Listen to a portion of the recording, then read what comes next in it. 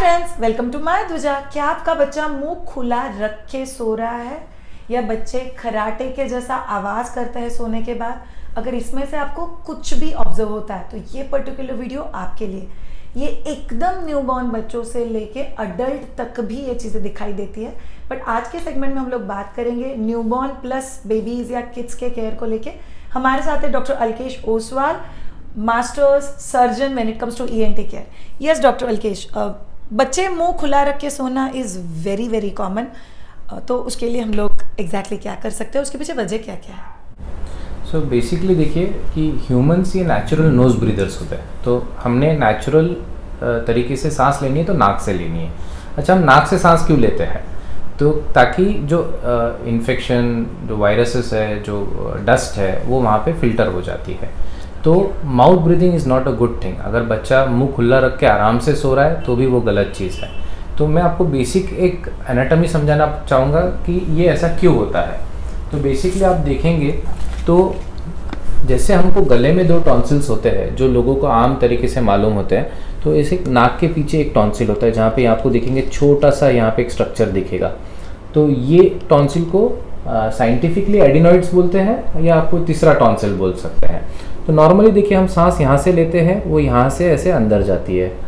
तो अगर ये एडिनॉइड्स या तो इन्फेक्शन की वजह से या एलर्जी की वजह से सूज जाता है तो ये एरिया को वो ब्लॉक कर देता है, और ये जैसे ही ब्लॉक होता है तो बच्चे को सांस लेने में दिक्कत होने लगती है।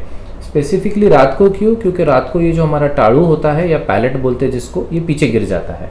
तो इसमें क्या होगा, अगर बच्चा नाक से सांस ले रहा है तो खराटे लेने का आवाज़ आएगा, या तो फिर बच्चा नाक से सांस लेगा ही नहीं, ये पूरा एरिया ब्लॉक हो जाएगा, तो उसको मुंह से सांस लेना पड़ेगा क्योंकि वो नाक से सांस खींच नहीं पा रहा है। तो ये एक प्रॉब्लम है जिसके लिए आपको जल्दी से जल्दी डॉक्टर को दिखाना है, क्योंकि इसकी वजह से बच्चों की स्लीप की क्वालिटी ख़राब हो जाती है और उसकी वजह से वो दिन में अपने पढ़ाई पे या लर्निंग पे फोकस नहीं कर पाते, क्योंकि उनकी रात को नींद बार बार ब्रेक होती रही है। और ये कारण हो जाता है स्लीप एपनिया के लिए कि कुछ देर तक बच्चों को ऑक्सीजन कम मिलता है। तो वो बच्चों के डेवलपमेंट के ऊपर भी असर करता है, न्यूरो डेवलपमेंट और फेशियल डेवलपमेंट भी। तो इसमें बहुत बार क्या होता है कि बच्चों का जो फेस का एक स्ट्रक्चर है वो चेंज होने लगता है। तो अगर ये बच्चा कंटिन्यूसली माउथ से ब्रीथ करता रहता है तो उसके दांत पास में आने लगते हैं, ओवर क्राउडिंग होने लगता है दांतों का, उसके पैलेट का शेप चेंज हो जाता है, उसका मैक्सिला का शेप चेंज हो जाता है। तो इसको हमारे मेडिकल लैंग्वेज में एडिनॉइड फेसिस बताते हैं। तो वैसे आपको बच्चों के फेस में वो चेंज दिखेगा। तो अगर बच्चा मुंह से सांस ले रहा है तो वो नॉर्मल नहीं है। बच्चा अगर रात को खराटे ले रहा है या उसके सांस की आवाज़ आ रही है तो वो नॉर्मल नहीं है। इसके लिए आपको डॉक्टर को दिखा के ये चीज़ आपको डॉक्टर से चेक करवा लेनी है। बट डॉक्टर, क्या ये ट्रीटेबल है? क्या नहीं, ये तो अभी ऐसा ही रहेगा, ऐसा भी होता है? नहीं, देखिए एडिनॉइड्स जो है ये बेसिकली दवाई से हम ये इसके साइज़ को कम कर सकते हैं ताकि बच्चा आराम से सांस ले पाए। ये नॉर्मली 12 to 16 एज ग्रुप में अपने आप श्रिंक होने लगता है। तो ये सबको होता है, लेकिन जैसे गले के टॉन्सिल भी सबको है, लेकिन तकलीफ किसी किसी को ही होती है। तो वैसे भी ये नाक के पीछे सबको है, लेकिन सूजन की वजह से तकलीफ किसी किसी में ही होती है। तो या तो अगर ये बच्चा जैसे 6-7 साल का है और ये बहुत तकलीफ दे रहा है, बच्चा सो नहीं पा रहा है, बहुत बार इसकी वजह से बच्चों को कान की भी तकलीफ होती है, तो उसमें हम कभी कभी इसको ऑपरेट करके भी निकालते हैं। अगर दवाई से हमको चाहिए वो रिस्पॉन्स नहीं मिल रहा है तो इसको हम ऑपरेट करते हैं दूरबीन द्वारा।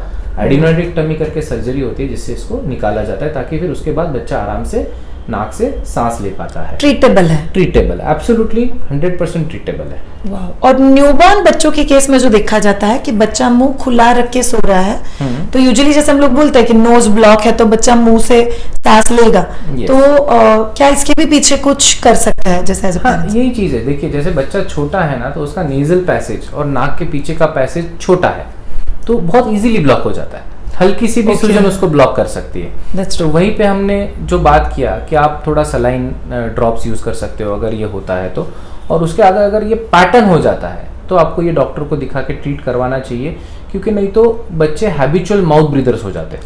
मतलब क्या टू टेल दिस कि पापा भी मुंह से सांस लेते हैं, बच्चा भी ले रहे हैं, ये तो पापा से ही सीखा है। हाँ, ये सीखते नहीं है, ये चैलेंज होता है क्योंकि वो नाक से नहीं ले पाते, इसलिए मुंह से लेना पड़ता है। तो ये अगर हम टाइम पे इसको ट्रीट कर देंगे तो वो हैबिचुअल माउथ ब्रीदर्स नहीं बनेंगे आगे जाके। And which is not good for them. Not good because you are suppose to breathe through your nose. नहीं तो आपका जो गले का ड्राइनेस है वो शुरू हो जाता है. You are taking in air which is not ready for your lungs. So basically आपका जो नाक, नेजल कैविटी, साइनस है, ये हवा को आपके लंग्स के लिए रेडी करता है, मॉइस्चर ऐड करता है, बैक्टीरिया, डस्ट को निकाल देता है, तो it becomes ready. So you are bypassing your filter mechanism. आप मुंह से जब सांस लेते हो तब. इतना ब्यूटीफुल एक्सप्लेनेशन डॉक्टर रितेश ने दिया है. जनरली स्पीकिंग ये क्वेश्चन मेरे भी दिल में नहीं आया था. ये क्वेश्चन इन्होंने पर्सनली बोला कि नहीं श्रेया, ये तकलीफ होता है and parents should know about it. Thank you so much doctor Alkesh. Thank you so much all of you for watching this. Please please please अगर आपका बच्चा मुंह से सांस लेता है तो ये पापा की वजह से नहीं है, ये किसी और वजह से है, और आपको एक बार चेक करने की जरूरत है. Thank you so much. See you all. Have a great time.